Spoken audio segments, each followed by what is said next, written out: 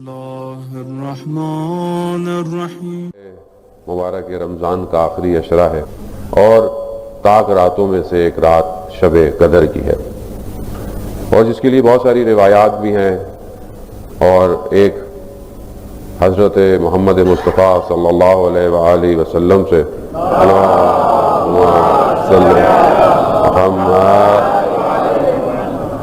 بھی روایت ملتی ہے کہ رسول خدا آج کی رات جاگنے کی تاکید کرتے تھے، حتیٰ گھر کے افراد کو بھی وہ جگا کر رکھتے تھے کہ آج کی رات جو ہے وہ انسان جو ہے وہ جاگے اور آج کی رات سے فائدہ اٹھائے۔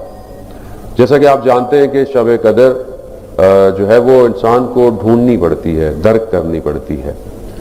شب قدر صرف اتنی دیر نہیں ہے جتنی دیر آپ مسجد میں بیٹھے ہوئے ہوتے ہیں۔ شب قدر تو مغرب سے شروع ہو جاتی ہے اور فجر تک انسان شب قدر کے اندر رہتا ہے۔ انشاءاللہ کہ پچھلی جو دو شب قدر کی راتیں گزری، آپ سب نے اعمال کیے، خدا انشاءاللہ اس کو اپنی بارگاہ میں قبول فرمائے، اور جس نے ان دو راتوں میں جو خدا کی بارگاہ میں مانگا ہے، آج کی رات جو دعا مانگی جائے اور مانگنی چاہیے وہ فرج کی ہے، وہ ظہور کے لیے ہے، کیونکہ ہو سکتا ہے کہ ہماری اپنی پریشانیاں ایک ذاتی پریشانی ہو، فیملی کی پریشانی ہو، ایک فرد کی پریشانی ہو، ایک گھر کی پریشانی ہو، لیکن پورے جہان کی پریشانی امام ہے۔ اگر امام کا ظہور ہو جائے تو یہ ساری پریشانیاں دور ہو جائیں۔ عزیزان محترم، شب جمعہ بھی ہے، اور آپ جانتے ہیں کہ شب جمعہ خود جو ہے وہ عام راتوں میں سے افضل رات ہے۔ شب جمعہ میں امام باقر علیہ السلام ارشاد فرماتے ہیں، اللہم صلی علی محمد۔ امام ارشاد فرماتے ہیں کہ پروردگار شب جمعہ جو ہے وہ شب کو فجر تک عرش سے چند ندائیں بلند کرتا ہے۔ خدا خود ندا بلند کرتا ہے۔ خدا کہتا ہے کہ ہے کوئی جو آج کی رات فجر تک مجھ سے دنیا اور آخرت کے بارے میں کچھ مانگے اور میں اس کو جواب دوں۔ یہ ندا ہر شب جمعہ آتی ہے، اور آج تو ویسے بھی شب قدر بھی ہے اور شب جمعہ بھی ہے۔ نور علی نور ہے، کیونکہ ویسے بھی انسان آج کی رات عبادت کرتا ہے۔ آپ جانتے ہیں مفاتیح الجناح میں کتنے اعمال ہیں شب جمعہ کے لیے۔ دوسری ندا پروردگار یہ بلند کرتا ہے کہ ہے کوئی آج کی رات فجر تک جو مجھ سے بیمار کے لیے شفا مانگے، میں اس کو شفا دوں گا۔ ہے، پھر ایک اور آواز آتی ہے کوئی آج کی رات کے جو مجھ سے کوئی زندان میں ہے، کوئی اسیر ہے، اس کی رہائی مانگے، میں اسے رہا کروں گا۔ ہے کوئی آج کی رات صبح تک جو مجھ سے رزق جس کا تنگ ہو گیا ہے، رزق کم ہے، وہ مجھ سے مانگے، میں اس کے رزق کو اس کے لیے آسان کروں گا۔ خوب یہ صدا عزیزان محترم بہرحال بلند ہوتی ہے، اور آج کی رات انسان حیف ہے کہ انسان کسی اور کی طرف رجوع کرے، کسی اور کی طرف انسان دھیان دے، کسی اور سے انسان توقع رکھے۔ آج کی رات صرف انسان خدا کی بارگاہ میں اپنے آپ کو پیش کرے۔ شب قدر ہے، انسان نہیں پتا اگلے سال ہمیں یہ شب قدر نصیب ہو یا نہ ہو۔ پتہ نہیں کتنے لوگ پچھلے سال سے لے کر اب تک ہمارے درمیان میں تھے اور اب درمیان میں نہیں ہے۔ حالات دنیا کے بھی آپ کے سامنے ہیں، اور جس تیزی سے مسلمان ان ایام میں یقیناً مشکلات میں ہے، پورا ریجن جو ہے وہ مشکلات میں ہے، اور اس کی کوتاہی کی وجہ خود مسلمان ہے۔ عزیزان محترم، خود جب مسلمان خدا پر توکل نہیں کرتا اور استعمار پر اور شیطانوں پر توکل کرے گا تو پھر اس کا نتیجہ بھی یہی ہوگا۔ تو آج کی رات بہت امپورٹنٹ ہے کہ اگر آج ہم، جیسے کہ ہم نے پہلے بھی دعائیں کی، اور آج کی رات بھی اگر آج ہم سب مل کر امام کے ظہور، اسلام کی کامیابی کی دعا کریں تو یقیناً ایسا کیسے ہو سکتا ہے کہ خدا اتنے مومنین کی دعاؤں کو قبول نہ کرے۔ عزیزان محترم، جیسا کہ آپ جانتے ہیں کہ مرنے والی روحیں، ان کی نگاہیں ہمارے گھروں کی طرف ہوتی ہیں۔ یقیناً جو لوگ چلے جاتے ہیں دنیا سے، ان کو احادیث و روایات کی روشنی میں ان کو شب جمعہ سے لے کر عصر جمعہ تک اجازت ملتی ہے کہ وہ نگاہ کریں اپنے مرحومین، اپنے جو ان کی اولاد ہے، ان کے گھر والے ہیں۔ تو یہ ہمارے لیے بہت ضروری ہے کہ ہم شب جمعہ، اور خاص طور شب قدر بھی ہے، اس میں بھی ہم ان کے لیے صدقہ دیا کریں اور ان کے لیے دعا کریں، ان کے لیے اعمال کو بجا لائیں۔ جو جن کے والدین ہیں خدا ان کو سلامت رکھے، جن کے والدین دنیا سے چلے گئے ہیں اپنے اعمال کو ان کے طرف ہدیہ کریں، کیونکہ وہ عالم برزخ ایسے ہی ہے. عالم برزخ میں ظاہر ہے کوئی فزیکل چیز تو نہیں ٹرانسفارم ہوتی. عالم برزخ میں جو ہم نیک عمل کرتے ہیں، جو بھی کام کرتے ہیں، وہ بہرحال ایک الگ فارم میں ان کے پاس چلا جاتا ہے. استاد آیت اللہ شہید دست غیب اپنی کتاب داستان آئیے شگفت انگیز کے اندر واقعہ بیان کرتے ہیں ایک عالم دین کا، کہ انہوں نے اپنے والد کو خواب میں دیکھا. انہوں نے پوچھا، ان کا انتقال ہو گیا تھا، انہوں نے ان سے پوچھا کہ بابا یہ جو قبر کا عذاب ہے یعنی عالم برزخ کا، یہ کیسا ہے، اس کو آپ ہمیں کیسے بتائیں گے؟ تو ان کے والد نے کہا کہ بیٹا میں اس عالم یعنی اس جگہ کے عذاب کو سمجھا تو نہیں سکتا، لیکن میں ایگزامپل دے سکتا ہوں، مثال دے سکتا ہوں سمجھانے کے لیے. کہا قبر کا عذاب بالکل ایسے ہے جیسے چاروں طرف پہاڑ ہوں اور تمہارے پیچھے بھیڑیے ولف لگ جائیں اور بھاگنے کی جگہ نہ ہو. کہا قبر کا عذاب ایسے ہی ہے. بھائی دنیا جیسے ہماری دنیا ہے، دنیا میں انسان کو مشکل ہو، پریشانی ہو، انسان کوئی نہ کوئی ارینجمنٹ کر لیتا ہے. الیکٹریسٹی چلی جائے انسان جو ہے وہ جنریٹر لگا لیتا ہے. انسان کو کوئی گرمی لگے انسان باہر نکل جاتا ہے. قبر سے کہاں بھاگے گا انسان؟ قبر سے بھاگ ہی نہیں سکتا، فرار ممکن ہی نہیں ہے وہاں سے. تو وہ جو عذاب ہے وہ بالکل ایسا ہی ہے. لیکن انسان کیونکہ دنیا میں ہے اس کو احساس ہی نہیں ہے کہ ادھر کیا ہونا ہے، سارا دھیان ہی اس کا ادھر ہے، جبکہ اللہ اپنے نبیوں اور ائمہ کے ذریعے سے سب کچھ بتا چکے ہیں، سب کچھ دکھا چکے ہیں. ائمہ علیہ الصلوۃ والسلام نے حتیٰ یہاں تک کہا ہے کہ ہم تمہاری آخرت میں تمہاری شفاعت کریں گے، مگر تمہاری قبر کے لیے تم خود تیاری کرو. تو انسان یقیناً یہ ایام ہیں، یہ راتیں ہیں، یہ عبادتیں ہیں، یہ سب انسان اس لیے کرتا ہے کہ انسان اپنی قبر کو بہترین کرے. وہاں پر عذاب کی کیفیت مختلف ہے. یہاں انسان کو چوٹ لگتی ہے، درد ہوتی ہے، انسان پین کلر کھا لیتا ہے، انسان بینڈیج لگا لیتا ہے، بہت درد ہو جس حصے پر انسان اس کو کاٹ دیتا ہے. قبر میں ایسا نہیں ہوگا. قبر میں انسان کسی چیز کو کاٹ نہیں پائے گا. قبر میں انسان پین کلر نہیں لے پائے گا. ظاہر محترم، اس لیے اپنی قبر کا انتظام خود کر کے جائیں. پیچھے آپ اولاد کے اوپر ڈالیں کہ میری اولاد کرے گی. اگر آپ اپنے والدین کے لیے کچھ کرتے ہیں تو بہت اچھی بات ہے، آپ بہترین اولاد ہیں، باقی تو صالحات ہیں. لیکن آگے آنے والی نسل بھی یہ کرے گی یا نہیں کرے گی ہمارے اوپر ڈیپینڈ کرتا ہے کہ کیا ہم نے ان کو اس قابل بنایا ہے کہ وہ ہمارے جانے کے بعد ہمارے لیے کچھ کرے. تو اس بات پر سوچیں مت، اس معاملے میں تھوڑے سے خود غرض ہو جائیں، اس معاملے میں تھوڑے سے سیلفش ہو جائیں اور اپنی قبر کا انتظام خود کریں. اب آپ دیکھیں قبر کے اندر کیا کیا مشکلات ہیں. یہ لائف آفٹر ڈیتھ کہ جن لوگوں کو تجربات ہوتے ہیں، یہ لوگ بہرحال اوتھینٹک ہوتے ہیں، آتے ہیں بیان کرتے ہیں. ایک شخص بیان کرتا ہے کہ میں کوما میں چلا گیا، حادثہ ہوا اور مجھے لگا کہ میں عالم برزخ میں ہوں اور ایک ٹنل ہے اور میں اس ٹنل میں دوڑ رہا ہوں. کوئی خوف نہیں ہے، کوئی گھبراہٹ نہیں ہے، لیکن ایک روشنی ہے دور، لیکن میں اندر دوڑ رہا ہوں. لیکن ایک آواز ہے جو میرے کانوں میں گونج رہی ہے، اور وہ کیا ہے؟ ماں ماں ماں. اور اچانک سے مجھے وہاں سے اٹھایا جاتا ہے. میرے بچپن سے لے کر میری جوانی تک مجھے صرف ایک کیمرہ میری زندگی کا دکھایا جاتا ہے. یہ جو آپ زندگی گزار رہے ہیں ہم، یہ 360 ڈگری ہے نا، 360 کیمرے ہیں ہماری زندگی میں. کوئی یہاں سے ہے، کوئی یہاں سے ہے، کوئی سامنے سے ہے. اسی لیے ابھی میں آپ کو دیکھ رہا ہوں، میں ابھی اور جاؤں گا. میری زندگی میں کتنے لوگ ہیں جن کی کیمرے سے میری زندگی چل رہی ہے. کہا مجھے صرف زندگی کا ایک کیمرہ دکھایا گیا، اور وہ کیا تھا؟ میری ماں. میں جب بچپن میں تھا اپنی ماں کے ساتھ، بڑا ہوتا گیا ماں کے ساتھ، ماں، یہاں تک کہ میں جوان ہو گیا. اور اس کے عمل بھی اچھے تھے، برے نہیں تھے، مگر کہتے ہیں اس پورے سفر میں یہ جو پوری مجھے فلم دکھائی گئی، مجھے اس میں صرف یہ احساس دلایا گیا کہ تم نے ساری زندگی اپنی ماں کے چہرے کی طرف محبت سے نگاہ نہیں کی تھی. صرف ایک چیز دکھائی گئی، صرف ایک چیز دکھائی گئی، ایک چیز دکھائی گئی کہ انسان اپنے والدین کی طرف، اور یہ آپ جانتے ہیں عبادت ہے، والدین کے چہرے کی طرف محبت سے دیکھنا، شفقت سے دیکھنا عبادت ہے.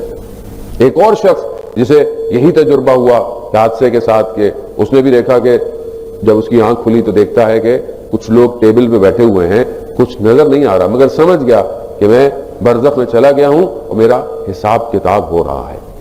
کہا ان میں سے ایک شخص اٹھ کے آیا. وہ جب اٹھ کے آیا تو جب وہ یہ بات بتا بھی رہا تھا تو اس کے بدن کی کیفیت کانپنے والی تھی. وہ کہہ رہا ہے کہ وہ شخص جو میرے سامنے آیا اس کا چہرہ اتنا خوفناک تھا کہ دنیا کے بھیڑیے جانور بھی اتنے خوفناک نہیں ہوتے. اس نے مجھ سے کچھ نہیں کہا سوائے ایک بات کے. کہا کہ تم اپنی وائف کو، اپنی زوجہ کو فلانے الفاظ سے کیوں پکارتے تھے؟ یعنی انسان ہے، دنیا ہے، زندگی ہے، انسان کسی کو مذاق میں کچھ کہہ دیتا ہے، کسی کو ایسے الفاظ پکارتا ہے کہ جو اس کو شاید اچھے نہیں لگتے، لیکن شاید ایج کی وجہ سے، احترام کی وجہ سے کوئی کسی کو کچھ نہیں بولتا. اس لیے کہتے ہیں کسی کا مذاق مت اڑاؤ، کسی کا تمسخر مت کرو، کسی کو چھوٹا یا حقیر مت سمجھو. روز محشر تو دور کی بات، قبر کے اندر ہی تمہیں یہ حساب دینا پڑ جائے گا. تو وہ عالم دین اپنے والد سے بولتے ہیں اچھا بابا یہ جو سب کچھ ہے، یہ جو آپ نے بتایا عذاب ایسا ہے، اور یہ جو ہم آپ کے لیے کچھ نیک کام کرتے ہیں، کسی کو کھانا کھلا دیا، کسی کو لباس دے دیا، یا کچھ پڑھتے ہیں، یہ ساری چیزیں یہ آپ کو وہاں کیسے پہنچتی ہے؟ تو وہ کہتے ہیں بیٹا اس کو بھی میں آپ کو اگزامپل سے ہی سمجھا سکتا ہوں. کہا کیا؟ کہا جیسے بند کمرہ ہو اور اس میں بہت گرم ہو اور ایک کھڑکی کھل جائے، ایک ونڈو اوپن ہو جائے اور اس میں تازہ ہوا کا جھونکا آئے. آپ کا کچھ ہمیں بھیجنا قبر کے اندر بالکل ایسا ہی ہے. ایک صلوات پڑھ کر اپنے تمام مرحومین کی قبروں میں ایک تازہ ہوا کا جھونکا بھیج دیں. اللہم صلی علی محمد وآل محمد. وہ جانے محترم بہرحال عالم برزخ پیرالل سٹیٹ ہے، پیرالل ہے. ایسا نہیں ہے کہ میں مروں گا تو جاؤں گا اور کچھ ہوگا، نہ، جو کر رہے ہیں وہ ریئل ٹائم میں ٹرانسفارم ہو رہا ہے. جیسے آپ دنیا کا کوئی بھی آپ کسی والیٹ پر آپ USDT ٹرانسفر کرتے ہیں، آپ اپنی بینک اپلیکیشن میں کام کرتے ہیں، ڈیجٹ ریئل ٹائم میں ٹرانسفارم ہو جاتا ہے. خوب ہر عمل اس عالم میں ریئل ٹائم میں ٹرانسفارم ہو رہا ہے، اور انسان جس حالت میں مرے گا اسی حالت میں اٹھایا جائے گا. وہی ٹرانسفارمیشن ہے. انسان اپنی طرف نگاہ کرے، انسان اپنے وجود کی طرف نگاہ کرے کہ وہ کیسا ہے. پھر اس عالم دین نے اپنے بابا کو دیکھا تو ان کے ہونٹوں پر زخموں کے نشان تھے. کہا بابا یہ آپ کے ہونٹوں پر زخموں کے نشان کیسے؟ کہا بیٹا آپ کی والدہ مجھ سے عمر میں چھوٹی تھیں، لیکن میں کچھ ایسے الفاظ سے ان کو پکارتا تھا، بلاتا تھا جس سے ان کو تکلیف ہوتی تھی، مگر وہ کچھ کہتی نہیں تھی. تو یہ زخم قیامت تک ایسے ہی رہیں گے. تو وہ کہتے ہیں بابا میں کچھ آپ کے لیے کر سکتا ہوں. کہا اپنی والدہ سے کہو اگر وہ مجھے حلال کر دے، مجھے معاف کر دے تو یہ زخم دور ہو جائے. تو عزیزان محترم بعض اوقات انسان، یہ دنیا ایسی ہے، یہ دنیا ایسے ہی ہے کہ انسان بہت آرام سے بہت ریلیکس موڈ میں چل رہا ہے. ٹھیک ہے وہ رحمان ہے، وہ رحیم ہے، اس نے اسی لیے کہا ہے کہ شب جمعہ میری بارگاہ میں آؤ، توبہ کرو، میں تمہاری توبہ کو قبول کروں گا. خدا قرآن میں کہتا ہے ان اللہ یحب التوابین، میں توبہ کرنے والوں سے محبت کرتا ہوں. وہ خدا ہے. یعنی پلٹنا، توبہ کے معنی کیا ہے؟ یعنی واپس آ جاؤ، پلٹ آؤ. انسان کبھی بھی پلٹ سکتا ہے. انسان یہ نہیں ہے کہ میں کیسے پلٹوں، مولانا صاحب میری تو زندگی گزر گئی، میں تو یہ گناہ نہیں. بہن آپ کے اور اللہ کے درمیان کا معاملہ. ہم معاف نہیں کرتے لوگوں کو. ہمارے سامنے اگر کوئی غلطی کر لے، ہم نے کسی کو غلطی کرتے دیکھ لے، ہم نے کسی کو زندگی میں کچھ کرنا دیکھ لیا ہو، ہم ساری زندگی اس کو معاف نہیں کرتے. اور ہم اتنے ججمنٹل ہیں، ہم اتنا جج کرتے ہیں لوگوں کے لباس سے، لوگوں کے چہروں سے، لوگوں کے حلیوں سے، اور اعتراض بھی ویسے ہی کرتے ہیں. جانے مگر خدا کو دیکھیں آپ، خدا ایسا نہیں ہے. خدا کی بارگاہ میں تو بندہ جیسے ہی پلٹ آئے، کسی حالت میں پلٹ آئے، وہ آ جائے. ملا قلی حسین حمدانی رضوان اللہ تعالیٰ علیہ نجف اشرف میں بہت بڑے عالم دین تھے. اس زمانے میں ایک شخص تھا جس کا نام عبد فرار تھا. فرار یعنی بھاگ جانا، اور جو اس کو دیکھتا تھا بھاگ جاتا تھا. یعنی اتنا وہ تھا کہ لوگ اس سے تنگ ہوتے تھے، اذیت ہوتے تھے. ایک دفعہ وہ مولا کے حرم میں صحن میں ملا تو یہ عالم دین کو ان کو سامنے کھڑا ہوا تو یہ تو بھاگے ہی نہیں، یہ تو کہیں بھی نہیں گئے. تو کہا آپ نہیں جانتے میرا نام کیا ہے؟ کہا کیا نام ہے؟ کہا میرا نام عبد فرار ہے. تو اس عالم دین ظاہر عالم تھے، نفس اتنا گرم تھا، ایک جملہ منہ سے ایسا نکلا. کہا تمہارا فرار کس سے ہے؟ اللہ سے ہے یا اس کے رسول سے ہے؟ بس یہ جملہ کہنا تھا کہ وہ جملہ اس کے دل میں جا کے اتر گیا. یہ چلے گئے، رات گزر گئی. صبح جب ہوئی یہ درس پہ گئے تو انہوں نے اپنے شاگردوں سے کہا چلو آج ایک اللہ کے ولی کا انتقال ہو گیا ہے، اس کا جنازہ پڑھانا ہے.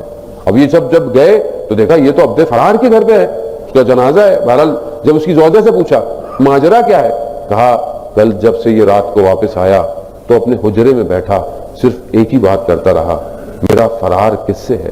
اللہ سے ہے یا اللہ کے رسول سے ہے، اور صبح اس کی روح پرواز کر چکی تھی۔ اور رحمان ایسا ہے، خدا ایسا ہے، خدا یہ نہیں دیکھتا کہ پہلے تم نے کیا کیا تھا، خدا تو دیکھتا ہاں بندہ میرے پاس آ گیا ہے، بہترین ہے، میری بارگاہ میں آ گیا ہے، اس سے اور مجھے بڑھ کر کیا چاہیے۔ عزیزان محترم، ہمیں بھی ایسے ہی ہونا چاہیے۔ ہم بھی کبھی کسی کو کمیونٹی میں دیکھتے ہیں، پہلے تو ایسے کرتے تھے، پہلے تو یوں تھے، پہلے ارے کیا ہو گیا، اسی چکر میں کئی لوگ آتے نہیں ہیں، کئی جوان بچے، جوان لڑکے لڑکیاں گھبراتے ہیں۔ ہماری بزرگ مائیں بہنیں بعض اوقات ہوتی ہیں، کسی کا پردہ صحیح نہیں ہے، کسی کا حجاب، ٹھیک ہے، جس طرح ہے جیسے ہے، جتنی اس کے پاس اللہ نے توفیق دی اس کو آنے دیں، ویلکم کریں۔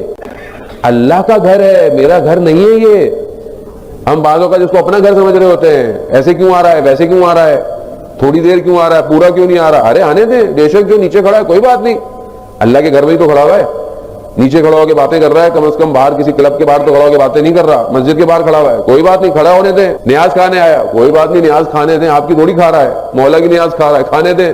ماتم میں آتا ہے مولانا صاحب، کوئی بات نہیں، ماتم بھی کون سا آپ کا ہے، مولا کا ماتم ہے، اس کو بھی کرنے دیں۔ اپنے آپ کو، اپنے ہاتھوں کو کھول کر رکھ تاکہ لوگ آئیں۔ عزیزان محترم، یہ جگہیں تو ویسی ہیں کہ جو نان مسلمز کو بلانے کے لیے، الٹا ہم اس کو اتنا تنگ کر دیتے ہیں کہ ہمارے اپنے بچے بھاگ جاتے ہیں۔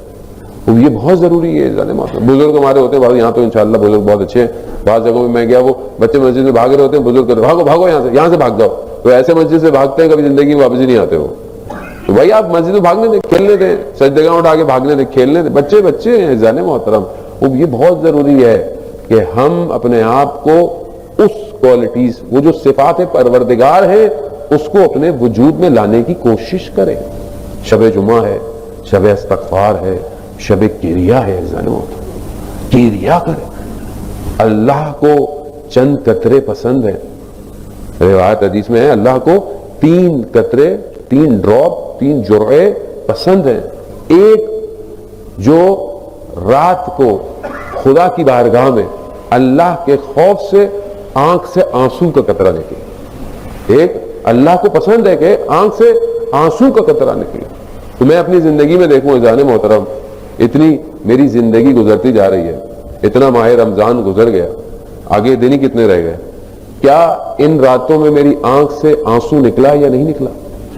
یعنی میں خدا کی بارگاہ میں رویا ہوں، گریا کیا ہوں؟ اب آپ بولے نہیں میں نے تمہارے ساتھ کچھ کیا نہیں، میں کیوں رو؟ جانے محترم، مگر ائمہ علیہ الصلوۃ والسلام خدا کی بارگاہ میں جو گریا کرتے تھے، خدا نہ خواستہ انہوں نے کچھ کیا ہوتا تھا؟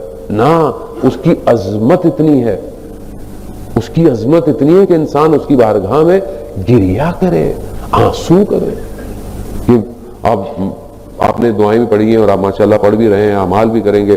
دعائے ابو حمزہ میں انسان کیا کہتا ہے، پروردگار واسمع دعائی اذا دعوتک، یعنی میں تجھے تیری بارگاہ میں تجھے پکارتا ہوں، تجھ سے مانگتا ہوں اور تو میری سنتا ہے، جبکہ تو مجھے پکارتا ہے تو میں سستی کرتا ہوں۔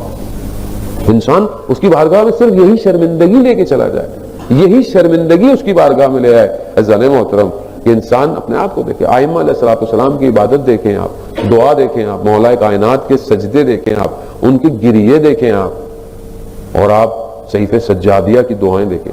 ہماری زندگی میں کب فرصت ہوگی، کب موقع ملے گا کہ ہم اپنی زندگی میں مناجات 5 عشرہ پڑھیں گے؟ توبہ کرنے والے کی مناجات، شکر کرنے والے کی مناجات، مریدین کی مناجات، راغبین کی مناجات، یہ کب پڑھیں گے ہم اپنی زندگی میں؟ ہمارے پاس ٹائم ہی نہیں ہے مولانا صاحب، کیا پڑھیں ہماری زندگی میں؟ دنیا جان کا واٹس ایپ کا سٹیٹس، فیس بک کی خبریں، ایک خبر کو 600 دفعہ پڑھتے ہیں پھر بھی دل نہیں بھرتا۔ اور ابھی تو ہر چیز گرتی جا رہی ہے، بٹ کوائن گر گیا، سٹاک گر گئی، فلانا گر گیا۔ اب یہ انسان بہرحال پڑھتا ہے، ٹھیک ہے، بہرحال دنیا ہے، انسان کو ایک چیزیں پتہ ہونی چاہیے۔ یہ جانے محترم، یہ سب ختم ہو جائے گا۔ القارعات مل قارعات وما ادراک مل قارعات، سب ختم ہو، سب روحی کی گالوں کی طرح اڑ جائے گا۔ کیا باقی بچے گا؟ کیا رہ جائے گا انسان کے پاس؟ اس کا عمل ہے۔ اگر آج وہ اپنے عمل کو بہتر کر لے تو وہ خدا کی بارگاہ میں پیش ہو سکتا ہے۔ میں نے پہلے بھی عرض کیا کہ انسان مسجد میں آئے، اللہ کی بارگاہ میں دعائیں پڑھے، مناجات پڑھے، بکا یا اللہ کہے، بکا یا محمد کہے، سب کہے، لیکن اپنے دل میں کسی کی نفرت لے کے بیٹھا ہو، کسی سے کدورت لے کے بیٹھا ہو، کسی کے بارے میں بدگمانی لے کے بیٹھا ہو، آپ کیا سمجھتے ہیں کہ آپ کی آواز خدا کی بارگاہ میں پہنچے گی؟ خدا یہی کہتا ہے کہ میں اپنے چیزوں کو تم پر چھوڑ دوں گا، لیکن جو مخلوق کا تمہارے اوپر فرض ہے وہ تم کو خود ادا کرنا ہے، چاہے ایک درہم کیوں نہ ہو، ایک دینار کیوں نہ ہو، ایک سکہ کیوں نہ ہو۔ آخرت ایسی ہے، اسکریچ بھی اگر انسان سے کہیں لگ جائے اس کا بھی حساب دینا ہے۔ یہ نہیں کہ مثلا آپ خدا نہ خاصا، یعنی آپ یہاں تو خیر یقیناً آپ احتیاط کرتے ہو، مثلا آپ پارکنگ سے جا رہے ہیں، آپ نے غلطی سے آپ کی گاڑی نے کسی کی گاڑی کو اسکریچ مار دیا، آپ نے ادھر ادھر دیکھا کوئی بھی دیکھ نہیں رہا، چلو چلتے ہیں، مگر وہ تو دیکھ رہا ہے، اور یہی ایک اسکریچ روز قیامت میں آپ کو روک دے گا۔ اس کا معاملہ بہت امفسائز ہے، اس کا کیمرہ بہت زوم کر کر آپ کی زندگی کو دیکھ رہا ہے، کوئی چیز اس سے اوجھل نہیں ہے، اسی لیے بہت زیادہ ہے۔ ایک کاشان کے عالم دین تھے، اپنے گھر کے اندر کام کروا رہے تھے، رینوویشن کروا رہے تھے، تو کچھ مزدوروں کو انہوں نے ہائر کیا، تو اس مزدوروں میں سے ایک جوان بھی تھا، تو انہوں نے دیکھا کہ یہ جوان عام مزدوروں سے مختلف ہے، کہ جب کھانے کا وقت ہوتا ہے تو یہ پہلے نماز پڑھتا ہے، اور اس کے دیکھنے میں لگتا ہے کہ اس کے اندر کچھ خاص بات ہے، تو کوشش کرتے تھے کہ میں اس سے بات کروں، لیکن موقع نہیں دیتا تھا۔ ایک دن سیڑھی لی انہوں نے، سیڑھی ظاہر ضرورت تھی کام کے لیے، تو کرائے پہ منگوائی انہوں نے، اور اس لڑکے کو کہا کہ واپس دے کر آؤ۔ یہ واپس آنے میں اس کو ٹائم لگ گیا، تو انہوں نے اس سے پوچھا کہ تم اتنی دیر کیوں لگی، یہ تو قریب تھا، تو اس نے کہا کہ سیڑھی جو تھی وہ لمبی تھی، اور گلی میں جو لوگوں کے گھروں کی دیواریں تھیں وہ بہت قریب قریب تھی، اگر میں تیزی سے جاتا تو ان کی دیواروں پہ نشان لگ جاتے، تو میں آرام آرام سے گیا کہ کسی کی دیوار پہ نشان نہ لگے، کیونکہ دیوار کسی اور کا حق ہے۔ تو وہ عالم دین خود بھی بہرحال عالم تھے، پہچان گئے، تو انہوں نے فوراً اس لڑکے سے سوال پوچھا، بولا کہ تمہاری کبھی امام زمانہ سے ملاقات ہوئی ہے؟ تو اس نے کہا ہاں، کچھ دن پہلے امام اسی شہر میں موجود تھے۔ تو ظاہر ہے کہ کوئی شخص اتنا ہو، تو انہوں نے اس سے کہا کہ تم نماز کے لیے اتنی جلدی کیوں کر؟ کہا کہ جب خدا پکار رہا ہو تو کیسے کسی اور کی آواز کی طرف انسان متوجہ ہو سکتا ہے؟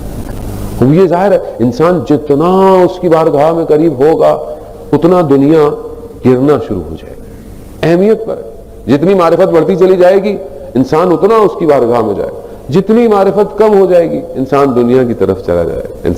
انسان ایسے ہی ہے، مسجد میں بیٹھا ہوا ہے، دل خدا کی طرف ہے، گریے بھی کرے گا، روئے گا، باہر نکلے گا ویسے ہی ہو جائے گا جیسی دنیا ہے۔ اب یہ بیلنس ہے، یہ دنیا ایسے ہی ہے۔ اصحاب پیغمبر یہی فرماتے تھے، یا رسول اللہ، جب آپ کے پاس ہوتے ہیں تو ایسا لگتا ہے جیسے ملائکہ نیچے آ جائیں گے، لیکن جیسے باہر نکلتے ہیں پھر وہی دنیا، پھر وہی زندگی۔ اب یہ بہرحال اس کو مولا متقیان حضرت علی ابن ابی طالب علیہ الصلوۃ والسلام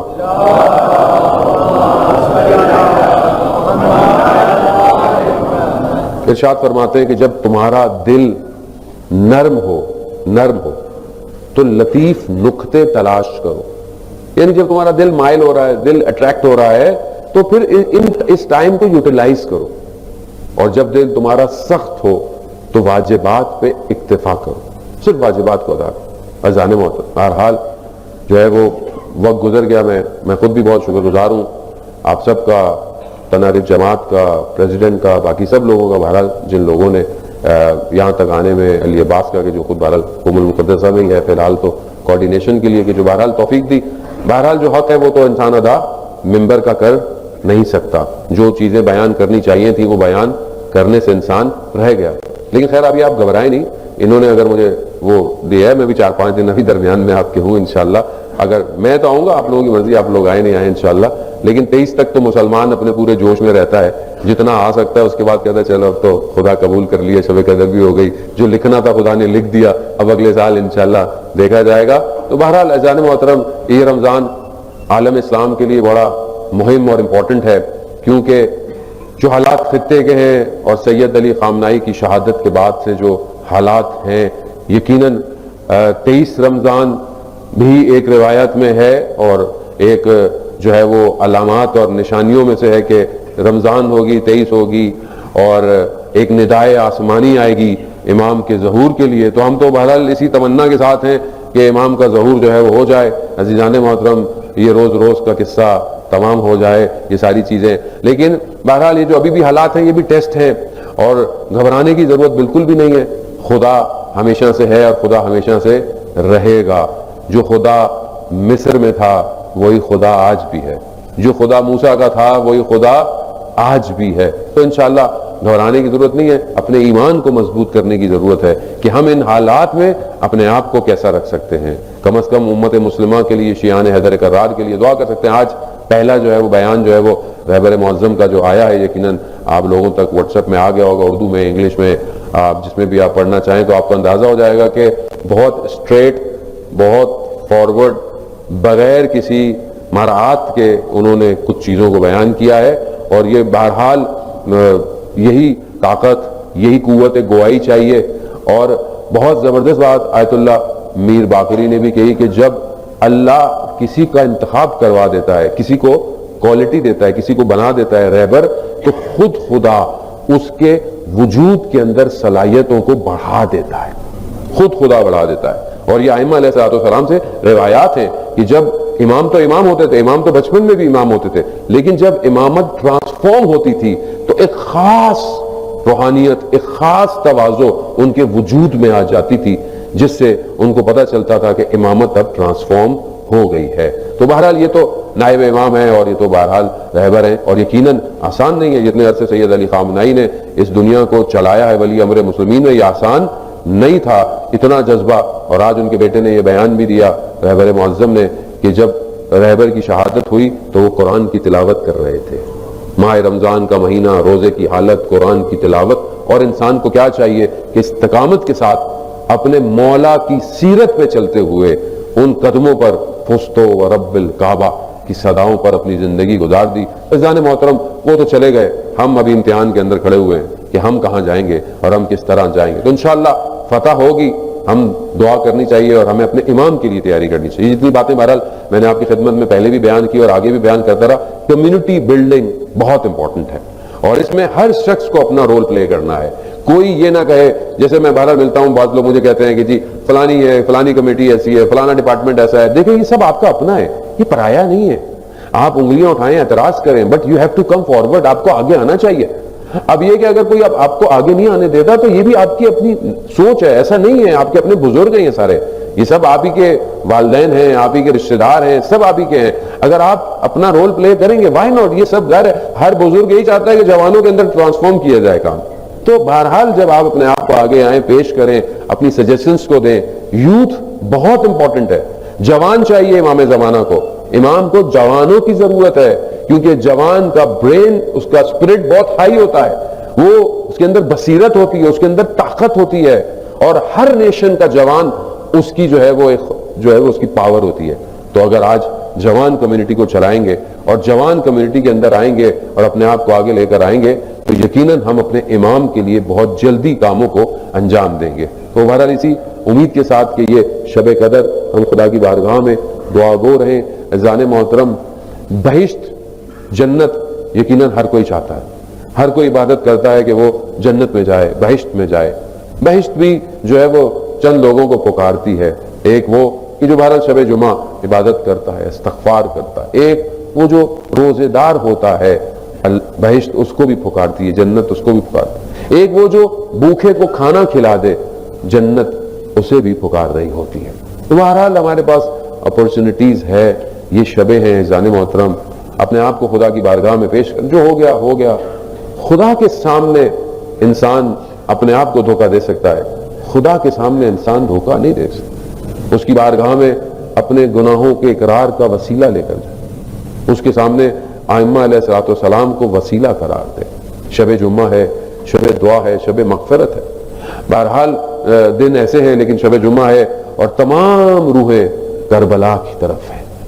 آپ جانتے ہیں بہشت میں, جنت کی طرف بعض ایسے لوگ ہوں گے کہ جنت جن کو اپنی طرف کھینچ رہی ہوگی مگر وہ جنت میں نہیں جائیں گے. کون لوگ ہیں وہ؟ کہا اصحاب امام حسین, جن کو جنت اپنی طرف بلا رہی ہوگی. وہ کیا کہیں گے؟ وہ کہیں گے ہماری جنت حسین ہے, کیونکہ بہرحال امام حسین. شب جمعہ ہے, تمام روحیں آج کربلا کی طرف ہیں زنم شب قدر ہے، شب زیارت سید الشہداء ہے۔